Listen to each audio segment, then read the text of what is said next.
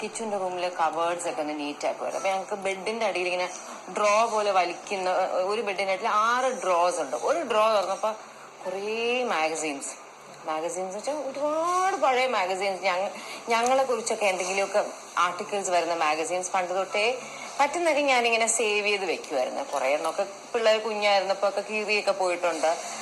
പക്ഷെ എന്നാലും പറ്റുന്ന കുറേ ഞാൻ ഇതുപോലെ സേവ് ചെയ്ത് വെച്ചിട്ടുണ്ട്. അപ്പൊ ഞാൻ ഇന്ന് ആ ഡ്രോ ഒന്നിങ്ങനെ തുറന്നത് കണ്ടപ്പോഴേ ഞാൻ ഇങ്ങനെ കുറെ ഇതൊക്കെയാ കുറേ ബുക്സ്, പല പല മാഗസീൻസ്.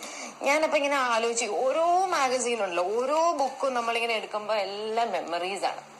അപ്പൊ ഞാൻ വിചാരിച്ചത് ഞാനിന്ന് കുറച്ച് ഈ ഓരോ മെമ്മറീസ് നിങ്ങളുമായിട്ട് ഷെയർ ചെയ്യാം. കഥ ഒരുപാട് പറയാൻ എനിക്ക് ആഗ്രഹമുള്ള ഇഷ്ടമുള്ള ഒരാളാണ് ഞാൻ. അത് കുറച്ച് കുഞ്ഞു ഓർമ്മകളിലേക്ക് നമുക്ക് പോവാം. ഇതൊരു ഈ പേജിലാ വന്നേക്കണേ. ഇഷാനിയൊന്നും ജനിച്ചിട്ടില്ല.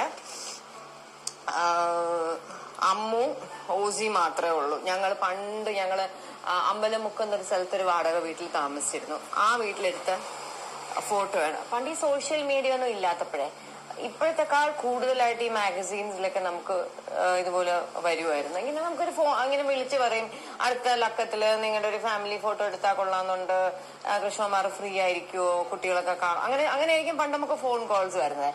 അപ്പൊ നമ്മൾ ഓക്കെ എന്ന് പറഞ്ഞിട്ട് ആ ദിവസം ആ ഫോട്ടോഗ്രാഫറൊക്കെ വരുമ്പോഴത്തേക്കും നമ്മൾ അന്ന് നമുക്ക് ഏറ്റവും ഇഷ്ടപ്പെട്ട ഡ്രസ്സൊക്കെ ഇട്ട് അങ്ങനെ അന്ന് ഇത് നോക്കിയാൽ ഇതില് അമ്മു വളരെ മൂഡ് ഓഫ് ആയിട്ടിരിക്കുന്നു. ഈ ഇവരുടെ കൂട്ടത്തിലുള്ള ഈ കളിപ്പാട്ടങ്ങളൊക്കെ എല്ലാം ഇപ്പോഴും ഇവിടെ ഉണ്ട് കേട്ടോ. ഓസി വളരെ കുഞ്ഞാണ്. ഇതിൽ എന്റെ ഒരു ഡോളുണ്ട്, ഒരു ടെഡി ബെയർ ഇവിടെ ഇരിപ്പുണ്ട്. അതും ഞാൻ ഊട്ടിയിൽ പഠിക്കുമ്പോ ആദ്യമായിട്ട് എന്റെ ഡാഡി എനിക്ക് വാങ്ങിച്ചുകൊണ്ടുവന്ന ടെഡി ബെയർ. അപ്പൊ ഈ ടെഡി ബെയർ വെച്ചായിരുന്നു ഞാൻ അന്ന് ഉറങ്ങുന്നതൊക്കെ.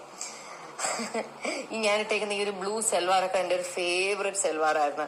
സാരി സെന്റർ എന്ന് പറയുന്ന ഒരു ഷോപ്പിൽ നിന്ന് എന്റെ അനിയത്തി അവളുടെ കല്യാണം കഴിഞ്ഞ ആ ഇടയ്ക്ക് എനിക്ക് വാങ്ങി തന്ന.